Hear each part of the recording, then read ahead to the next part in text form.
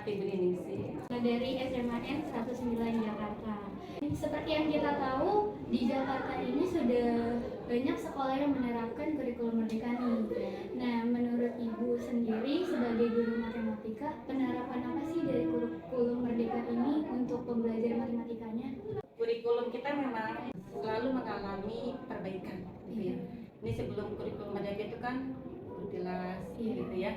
Jadi otomatis gantinya kurikulum itu akan memperbaiki proses KBM dengan lebih baik lagi, sesuai dengan zamannya tentunya itu ya. Jadi karena sekarang zamannya memang sudah teknologi maju, ini dengan adanya kurikulum merdeka memang sangat tepat ya. Karena di kurikulum merdeka ini anak-anak kita nih, siswa-siswi di SMA 109 itu lebih bisa mengembangkan dirinya. Jadi sebelum masuk ke KBM, kita sudah menginfokan ke anak-anak materi apa yang akan kita pelajari. Nah, sebelum kita belajar, anak-anak harus sudah punya bekal. Jadi kita motivasi anak-anak kita untuk mencari ilmu terlebih dahulu melalui berbagai media yang tersedia di zaman yang sudah modern ini. Sekarang ini lebih banyak mungkin lewat internet gitu ya, bisa dilihat di Google. Mereka ngambil modul-modul yang ada modul-modul online, jadi bisa memahami terlebih dahulu materi yang akan dipakai.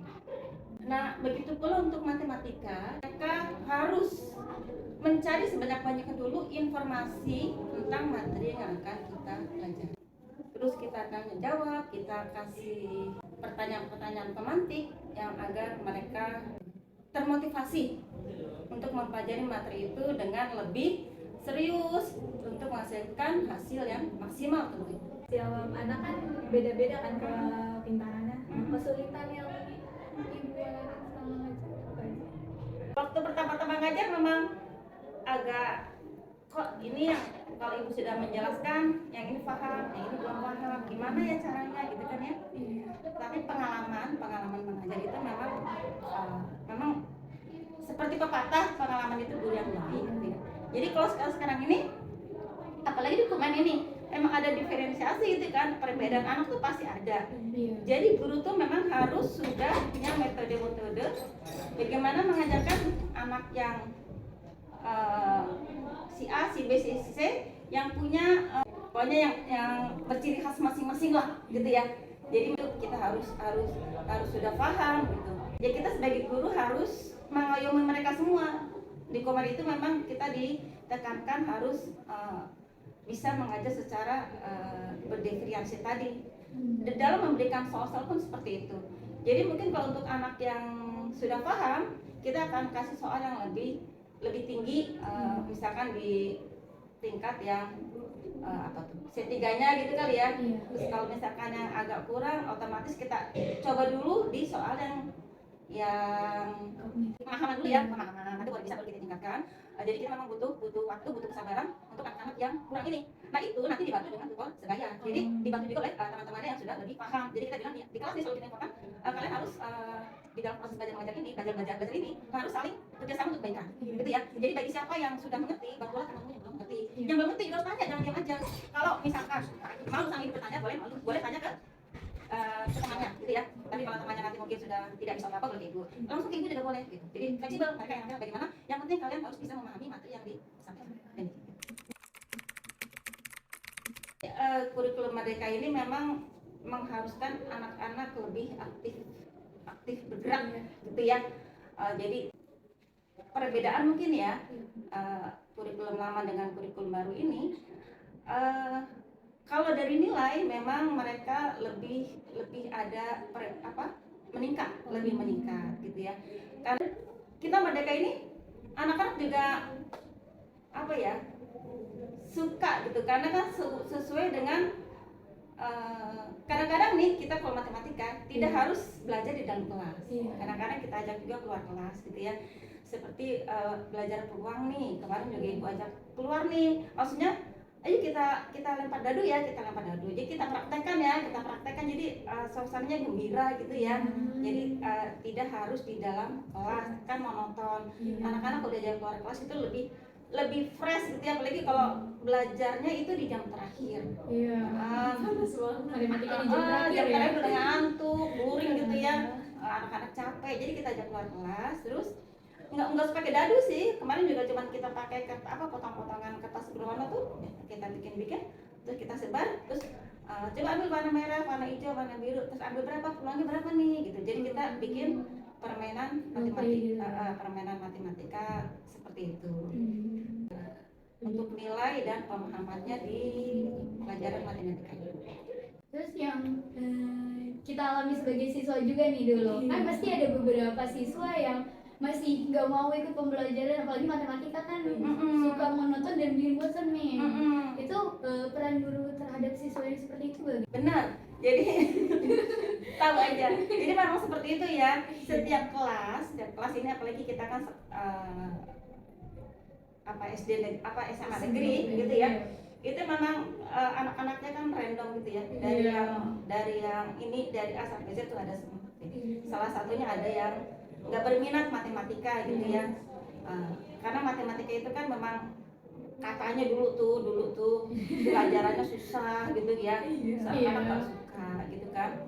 Ya otomatis kalau di SMA ini sebenarnya kita sudah tidak lagi, kalau SD mungkin kita harus kamu harus senang matematik ya, terus kita ajarkan ini yang berhubungan dengan kehidupan sehari. Tetapi kalau di SMA ini sudah kita perkenalkan gunanya matematik itu apa, biar mereka tertarik gitu ya.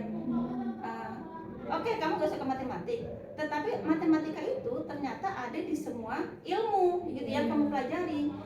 Jadi misalkan kamu suka suka biologi, oke deh sekarang kita masuk ke matematikanya. Apa di matematika ini? Ada pembelahan gitu kan ya. Pembelahan itu kan semuanya akhirnya larinya ke matematika juga. Jadi ada di barisan dan deret itu kan penggunaan narkoba tuh ada barisan dan deret.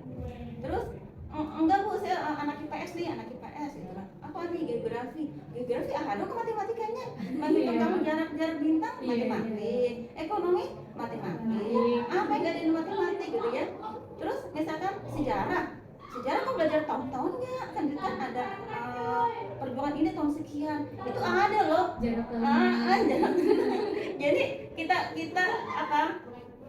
kalau anak sekarang ini udah SMA ini harus kita sebelum belajar kita kasih tahu kegunaan matematik dalam kehidupan sehari-hari. Jadi biar mereka lebih semangat. Karena mereka kan sebentar lagi kuliah kerja. Oh ternyata di dalam dunia kerja itu matematik dipakai. Kalau saya tidak bisa matematik rugi. Salah satu motivasi yang kita berikan ke anak-anak yang tidak menyukai matematika. Demikian. Jadi ibu ngasih tahu nih ke siswa kalau misalkan matematika itu penerapannya banyak loh, apalagi yang biasa kita jalani kayak mau ngeluarin uang aja kita pasti ngitung dulu gitu kan, yang paling mudah kan seperti itu. Terus mau jalan nih jangan terlambat, berangkat jam berapa ya? Perkiraan jam.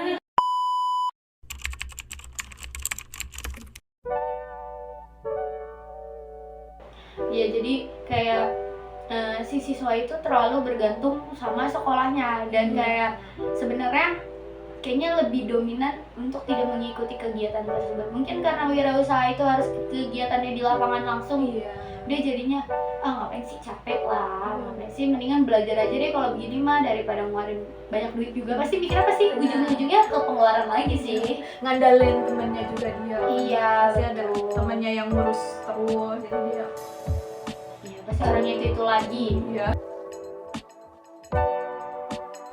Karena dia lebih banyak project main keluar ya dibanding main di kelas daripada belajar di kelas. Kurikulum Merdeka adalah banyaknya materi yang dipelajari dan materi tersebut harus dipelajari terlebih dahulu oleh para pelajar sehingga membuat kita para pelajar merasa kebingungan dan tidak paham. Menurut mereka itu kayak sama kayak kita kuliah, kita udah dikasih RPP-nya, kita udah dikasih RPS nih. Pertemuan ini kita belajar ini, jadi sebelum pertemuan ini kita harus belajar tentang ini. Mungkin kalau sekarang sistemnya sekolah, kalau di kurikulum Merdeka itu belajar dulu sebelum dipelajarin. Tapi kalau menurut aku sih bagus aja. Di sisi positif ya itu pasti bagus banget. Jadi anaknya ngerti dan mandiri. Tapi kalau sisi negatifnya adalah kita tidak bisa menyamakan IQ semua. Kita tidak bisa menyamakan kecerdasan semua dengan. Jadi nantinya pada akhirnya di mana nanti orang yang ngerti belum tentu mau ngajarin orang yang nggak ngerti. Itu pasti banyak banget, apalagi kita tahu anak-anak sekolah adalah anak-anak yang masih punya egonya tinggi. Oke, udah cukup dari kita semua, kurang lebihnya mohon maaf. Kalian juga bisa baca artikel tentang kurikulum merdeka, nanti aku cantumin di box below.